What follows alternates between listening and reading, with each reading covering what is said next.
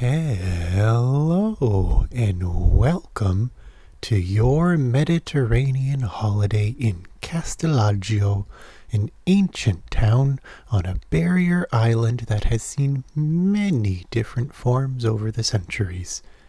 Today, we'll be touring the sights, heading on a bus ride, and stay tuned to the end to see what happens when you go for a gelato with Nonna.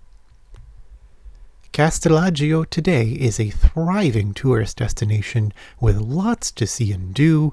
However, it is mostly only for day trippers, as there is a severe shortage of accommodation on this crowded old island. To get to Castelaggio, you need to take the mainline train to Friuli on the mainland, and then transfer to a bus to take you over the bridge, which we'll be riding later on in the episode. I want to thank you for joining me here in this lovely Mediterranean paradise today. Always a pleasure to go adventuring with you. I'm grateful to share my time with you, and I'm glad you could share yours with me. Now let's see this sunny village come to life.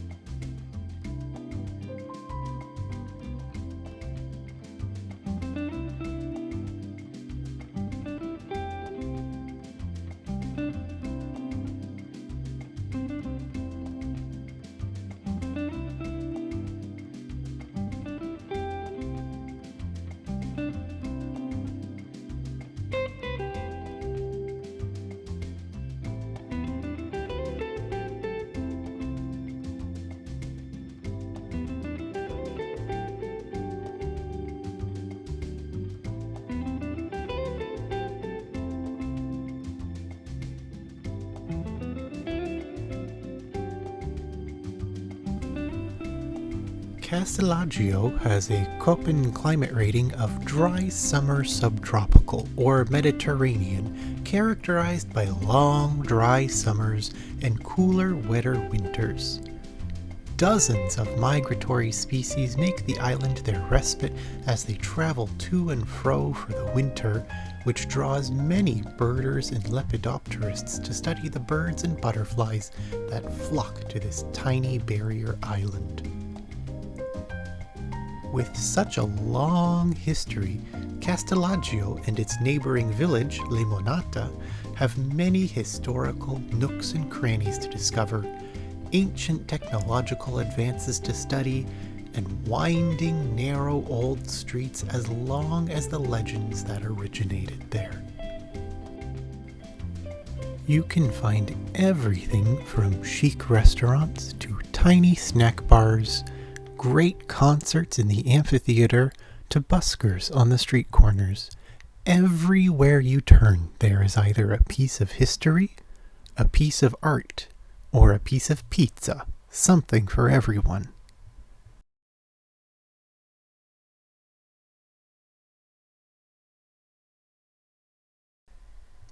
One great place to check out is the old church, built at the very end of the island in the late 9th century.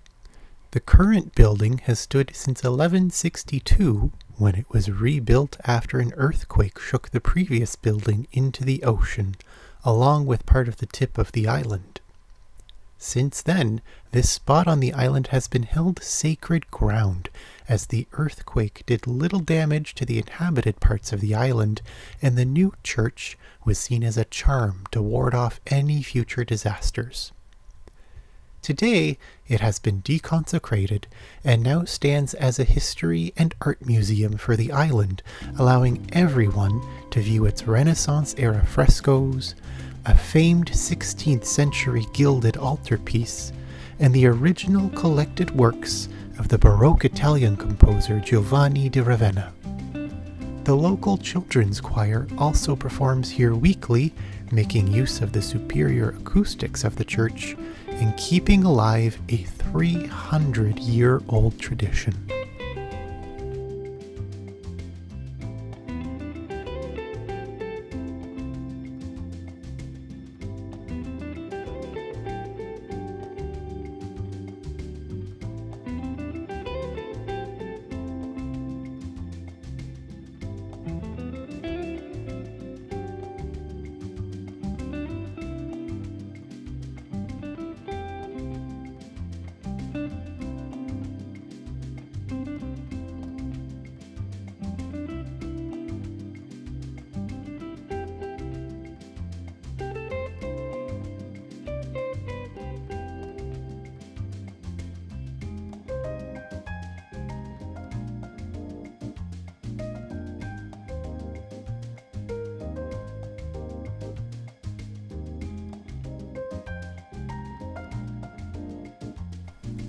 Visiting the church is free, but a suggested donation of 5 simoleons is customarily given to maintain the old stone structure and to preserve its national treasures inside.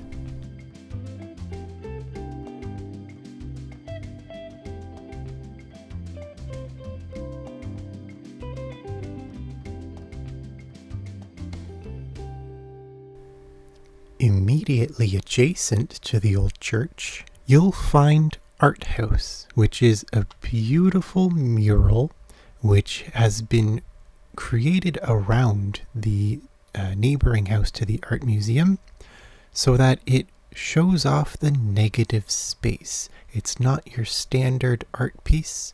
It is the type of thing that draws your attention to the lesser noticed parts of the world. This is a bright, beautiful mural that really focuses its attention on the architecture of the inhabitants of this old island in these homes that have been built up for hundreds of years in the same traditional form of architecture. Now, put just in front of all of this is a beautiful old olive tree, which at nighttime has a spotlight shining on it in order to shine a silhouette of the tree on the blank white wall. This, in effect, creates an art piece within an art piece within an art piece.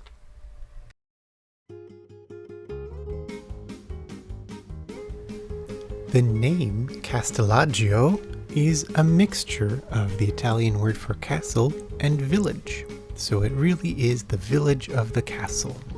This city was built so long ago that the castle is one of the newer parts of this island.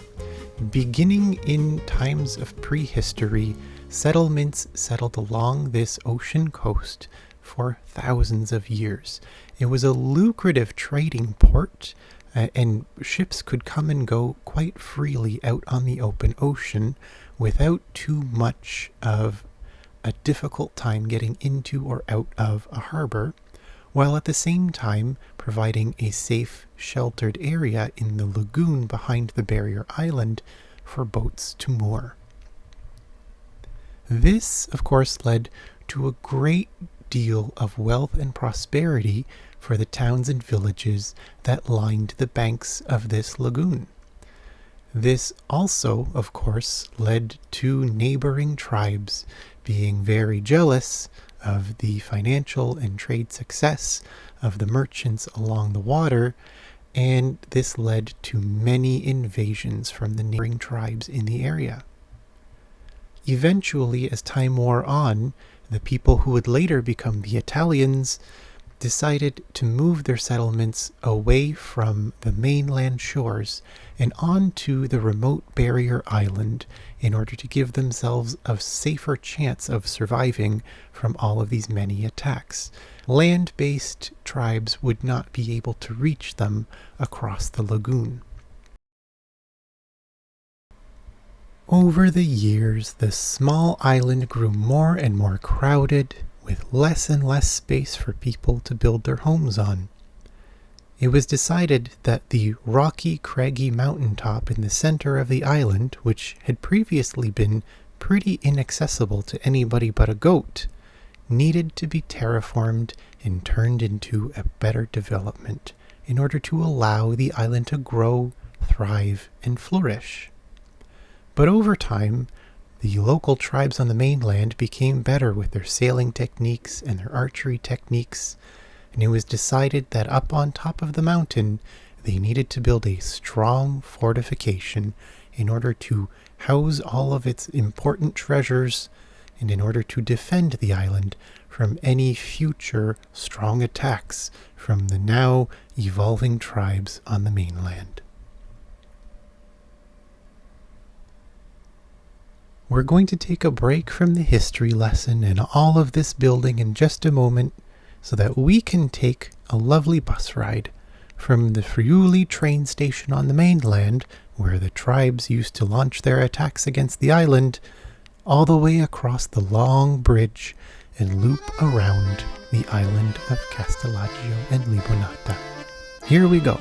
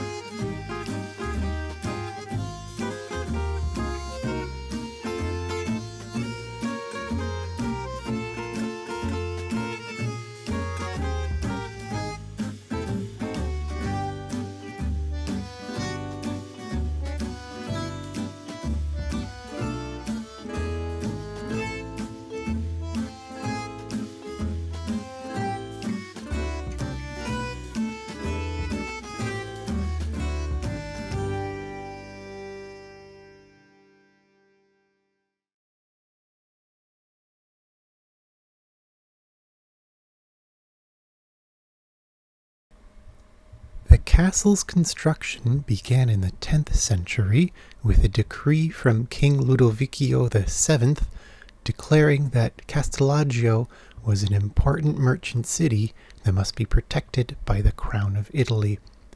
So the castle began its very humble beginnings as just a small stone keep surrounded by a wooden palisade wall.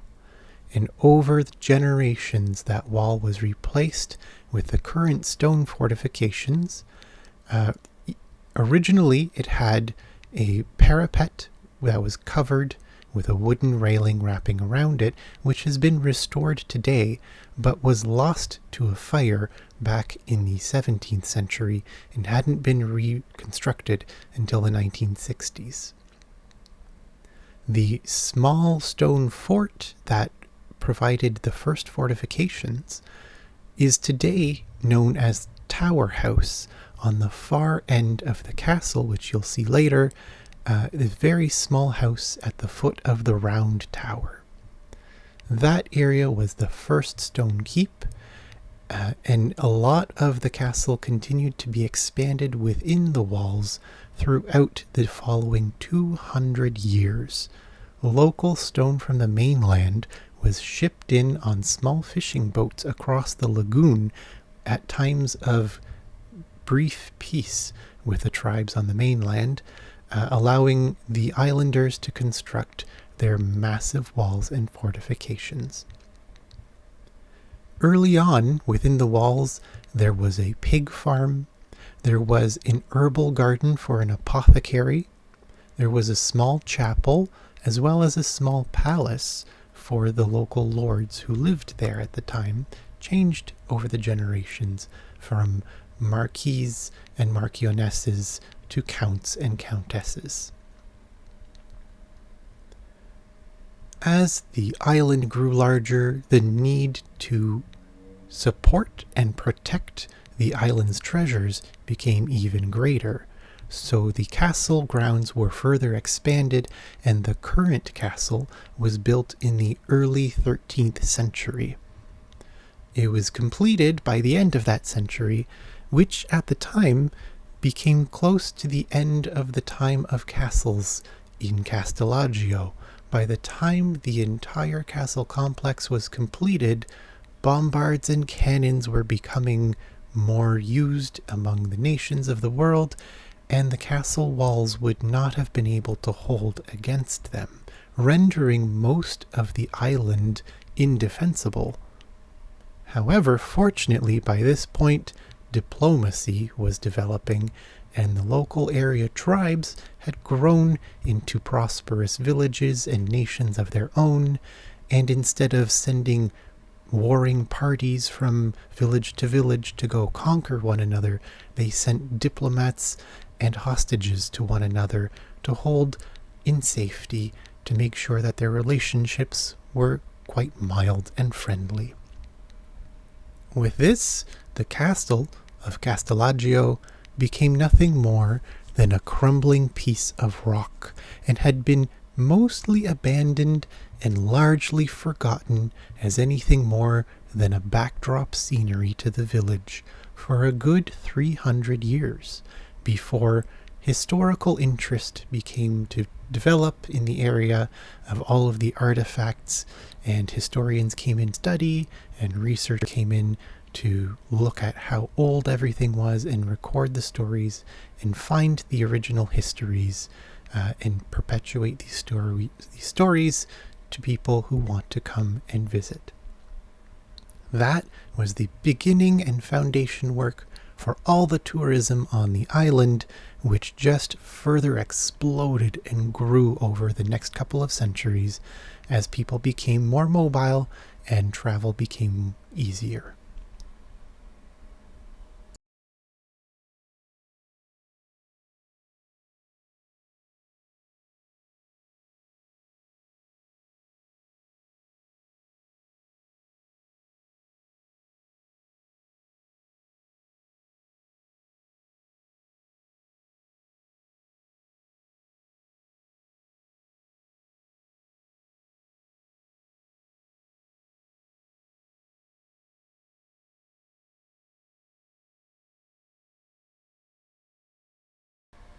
Today, this main castle building right before us here has been completely remodeled inside to house a temperature-controlled museum which houses the old crown jewels of the island, as well as many maps and artifacts that were used by the dukes and the counts and the marquises of the times. Within that building is also a state-of-the-art elevator or lift, so that the entire castle complex is wheelchair accessible, and those with mobility issues don't need to navigate the large staircase seen just outside the castle building. About 10,000 visitors a year come to visit the island, most of them to see the castle, which they know from the name, not really realizing all of the many other treasures on the island, and being completely captivated by both all of the art and artifacts on the island that they didn't expect to find, as well as the friendliness of the locals and the beautiful pace of the culture on the island, which is really wrapped around cafe culture and family-based meals and community-based activities.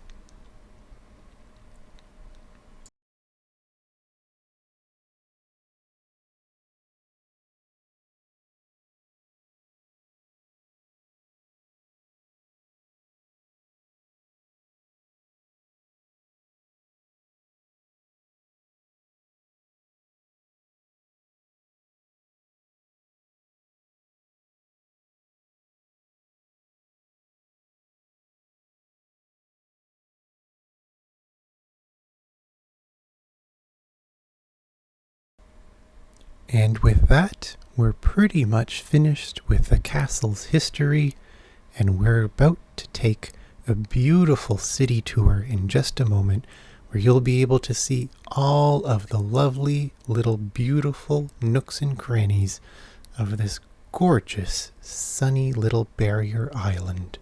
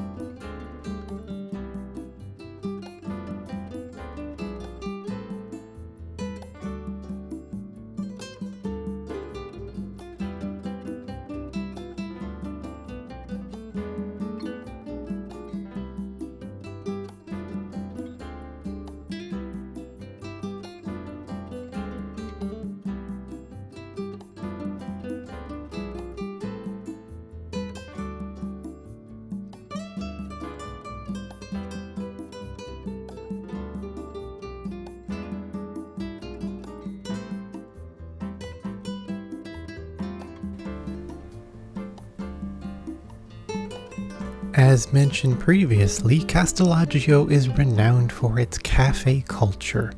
The broad promenade of the Via Costa along the ocean is full of multitudes of restaurants, ice cream parlors, coffee shops, street food vendors, and food merchants. Everything from a local stand to a big box grocery store can be found along the Via Costa, where people will stroll and promenade all day long. You never have to go looking for anything. Everything you could need in an afternoon is all accessible by foot along the Via Costa promenade. Along the promenade is a beautiful grand staircase up to the castle tier of the island, which leads you to La Pantera Café, which is a gorgeous seaside cafe with a sky view overlooking the lagoon. Or, instead of taking the grand staircase, a more accessible option is the Via Matilda, which can be accessed through the famous and beautiful Matilda Gate off the Via Costa. The Via Matilda is lined on both sides with restaurants, coffee shops, creperies, and a fine food store at the top of the hill.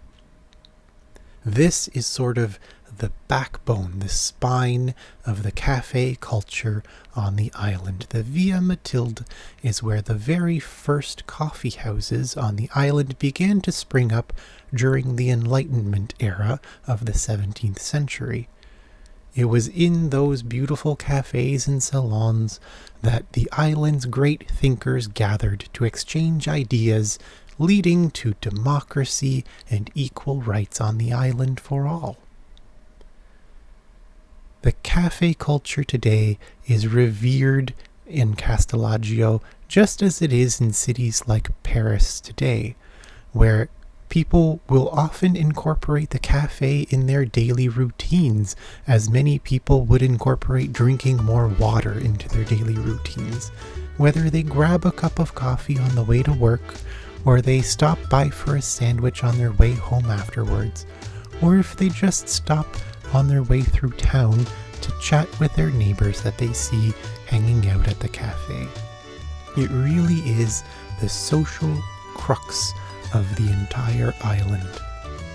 Everybody goes, everybody enjoys the outdoors, and everybody has a place where they are welcome. Right now, we're going to go for a beautiful tour all along the island from one end to the other and back. When we get to the end of this tour, we'll be at the end of the episode. I will wrap it up with you when we get there. Until then, please sit back, relax, enjoy some R&R in the Mediterranean, and watch the beautiful vistas go by.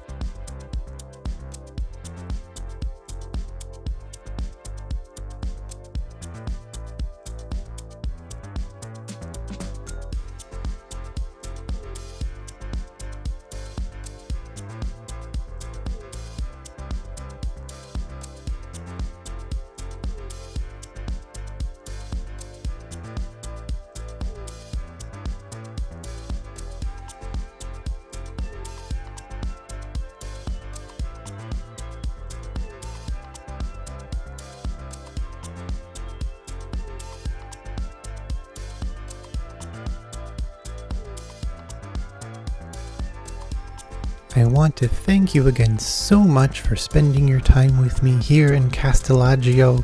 I hope you'll come back to join me soon. Hopefully next time there will be enough hotels here for us to stay the night, and so we won't have to run back across the bridge on the bus, catch the train back home from Friuli.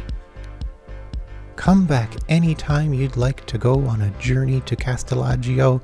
It will always be here for you, and I will be sure to save you the last piece of pizza. Thanks once again. I hope to see you soon. Take care, and bye-bye.